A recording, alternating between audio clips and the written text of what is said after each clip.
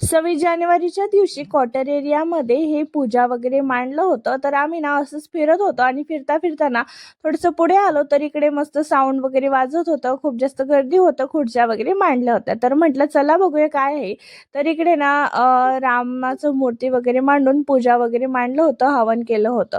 मग इकडे मला तर काही दर्शन घेणं जमत नव्हतं म्हणून ना चिन्नू त्याचा फ्रेंड आणि माझी फ्रेंड तर ह्यांनी जाऊन दर्शन वगैरे घेतलं आणि त्याच्यानंतर ना इकडे बसलो होतो. साऊंड वगैरे वाजत होते तर ह्या लेकरांचं मस्त असं इकडे खेळायचं वगैरे चालू होतं आणि चिन्नूचे पप्पा वगैरे तिकडेच येणार होते म्हणून आम्ही बसलो होतो आणि त्याच्यानंतर प्रसाद वगैरे घेऊन ना घरी आलो.